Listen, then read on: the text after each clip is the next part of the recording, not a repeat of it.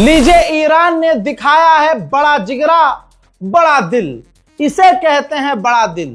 सामने से नफरत ईरान को मिली, सामने से धोखा ईरान को मिला, सामने से बेवफाई और निर्लजता मिली, लेकिन सामने ईरान था।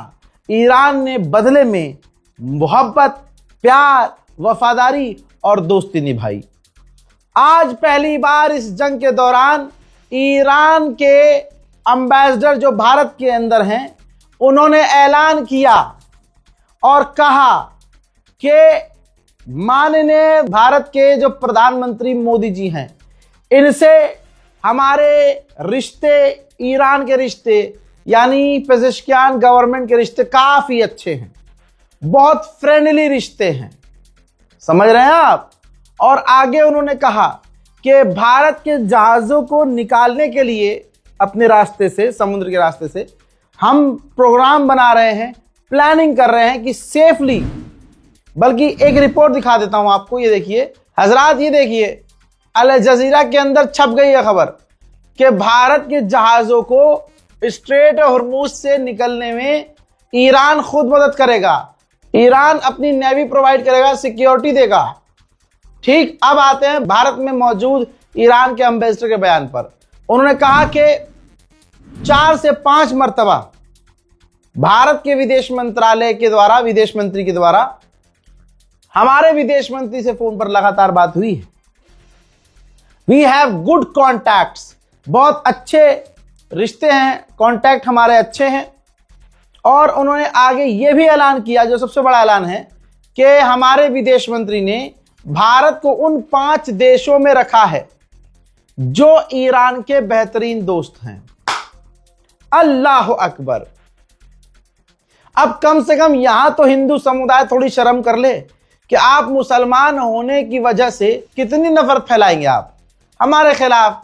ठीक है, आप हिंदुस्तान के मुसलमानों के खिलाफ नफरत फैलाते हैं, फैलाइए, लेकिन इस जंग में जिस तरह से आप इजराइल का साथ दे रहे थे, कहां मुंह दिखाओगे? अब सामने तो वफादार दोस्त निकला भाई, वफादार दोस्त। सुनिए एक बयान छोटा सा। You know that our foreign minister named India in the 5 countries as a friend for. Yes. America के डेमोक्रेटिक सेनेटर ने कहा है कि डोनाल्ड ट्रंप की जो ये महंगी जंग है, ये अपने मुल्क अमेरिका में महंगाई और बेरोजगारी बढ़ा रही है। गुलाबी सुअर को पहले ब्रिटेन ने झटका दिया, फिर ऑस्ट्रेलिया ने, अब जापान ने। जापान ने कहा कि अभी हमने कोई फैसला नहीं किया है कि स्ट्रेट ऑफ हॉर्मूज में अपने हम माइन क्लीनर्स भेजें या वॉरशिप भेजें या अपनी फौज भेजें। हमने अभी कुछ डिसाइड नहीं किया है। मेरे दोस्तों, ईरान के अंदर आधिकारिक तौर से कई इलाकों में पिछले 45 दिनों से इंटरनेट बंद है। क्या कह रहा हूं? कई इलाकों में, पूरे इलाके में नहीं। लोग वीपीएन इस्तेमाल कर रहे हैं। जो भी ईरान में सिस्टम होगा 2 नंबर वाला या होगा कोई ऑप्शन, सेकेंडरी ऑप्शन, वो इस्तेमाल कर रहे होंगे।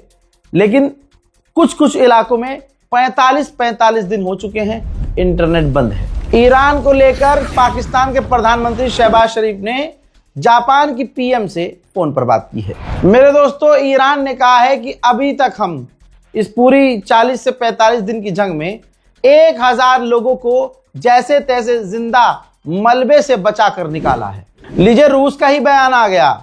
रशिया ने क्लियर कह दिया, क्रिमिनल ने, कि ये जो बैरिकेड लगा रहा है अमेरिका स्ट्रेट ऑफ हॉर्मूज में, इससे ईरान पर फर्क नहीं पड़ेगा, बल्कि मार्केट पर ही फर्क पड़ेगा और हर चीज महंगी होगी। वहीं फ्रांस और ब्रिटेन मल्टी नेशन प्रोग्राम बना रहे हैं कि कई सारे देशों को मिलकर स्ट्रेट ऑफ हॉर्मूज पर बात करने के लिए ईरान को मजबूर किया जाए। फ्रांस और ब्रिटेन सैनिक नहीं उतारना चाहते, फौज नहीं उतारना चाहते। वो प्लान कर रहे हैं कि कई देशों को बुलाया जाए, ईरान पर दबाव बनाया जाए और ईरान को उनके साथ टेबल पर उठाया जाए कि आप स्ट्रेट हॉर्मूज खोलो। उधर मीडिएटर्स देश जैसे पाकिस्तान, इजिप्ट और तुर्की बेचारे काफी मेहनत कर रहे हैं, लगातार ईरान को समझा रहे हैं, अमेरिका को मना रहे हैं कि डील हो जाए, बातचीत एक बार दोबारा हो जाए। अब एक खबर है, उसका मैं प्रूफ नहीं दूंगा और आज तक का रिकॉर्ड है इस 45 दिन में जो कहा है वो हुआ है ना। सुनिए, ईरान ने कहा है कि सीज फायर के बाद से हमने बैलिस्टिक मिसाइल के प्रोडक्शन को तेज कर दिया है। हम भारी मात्रा में मिसाइल्स बना रहे हैं। हम उससे ज्यादा मात्रा में ड्रोन प्रोड्यूस कर रहे हैं। अगर जंग होती है तो मजा हम दोबारा चखाएंगे। उधर ईरान के जुडिशरी चीफ ने कहा है कि जिन लोगों ने देश से गद्दारी की, अमेरिका इजराइल के इशारे पर मुल्क में आतंक फैलाया और अपने मुल्क से गद्दारी की, उनके खिलाफ हम बहुत जल्द सजा सुनाने वाले हैं। हजरात, ज्यादातर इजरायलियों का मानना यह है, जो पोल अभी कल हुआ है उस पोल के मुताबिक ज्यादातर इजरायलियों का मानना यह है कि सीज फायर नहीं करना चाहिए था, ईरान पर हमला करना चाहिए था और अभी भी ईरान पर हमला कर देना चाहिए। IRGC ने एक बार फिर से बड़ी धमकी दी, कहा कि पर्शियन गल्फ में अगर हमारी सिक्योरिटी को खतरा हुआ, हमारे पोर्ट की सिक्योरिटी को खतरा हुआ, तो याद रखना पूरे गल्फ, पूरे मिडिल ईस्ट में जितने भी तुम लोगों के पोर्ट हैं, सबकी सिक्योरिटी खतरे में पड़ेगी। वहीं सऊदी अरब और ईरान के विदेश मंत्रियों ने फोन पर बात की है। सऊदी अरब को यह पहले ही समझ में आ चुका था। सऊदी अरब ने पहले भी, हफ्ता भर पहले भी खुद ही फोन किया था ईरान के विदेश मंत्री को।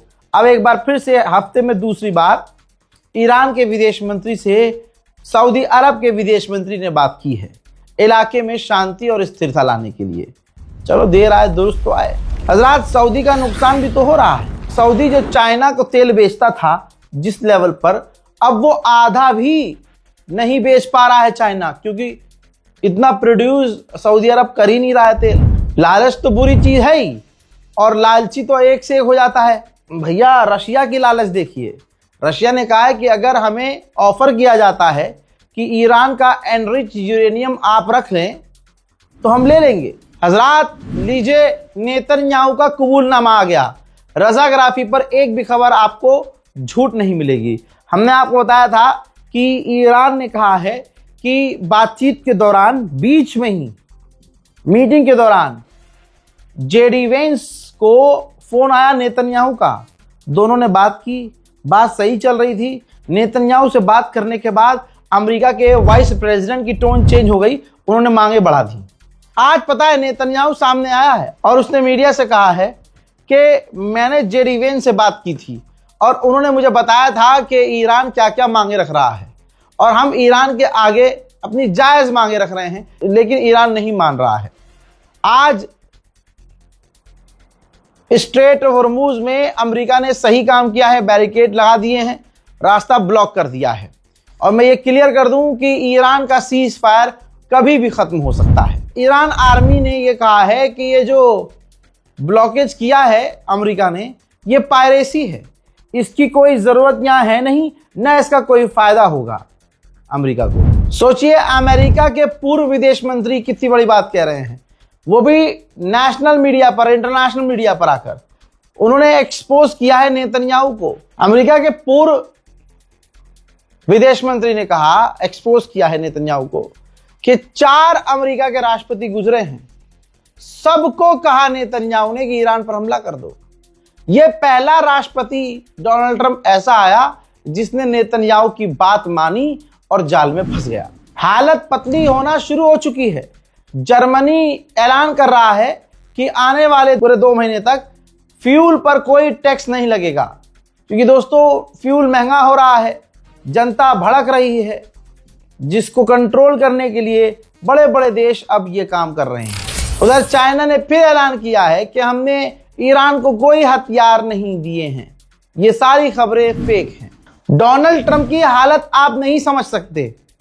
आप सोचिए, अमेरिका के पूर्व विदेश मंत्री जो अभी बाइडेन के साथ विदेश मंत्री था, उसने क्या कहा? कहते हैं कि बाइडेन ने अपने आप को अचानक से इस जंग से किनारे कर लिया है।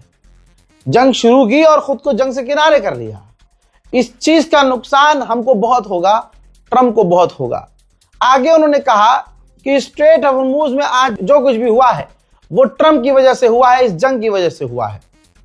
आज डोनाल्ड ट्रंप आग से आग को बुझाने की कोशिश कर रहा है स्ट्रेट ऑफ हॉर्मुज में, यानी नेवल ब्लॉकेज जो लगाया है उस पर ताना मारा है इन्होंने कि स्ट्रेट ऑफ हॉर्मुज खुलवाने के लिए इन्होंने स्ट्रेट ऑफ हॉर्मुज को पीछे से और बंद कर दिया, आग को आग से बुझाने की कोशिश।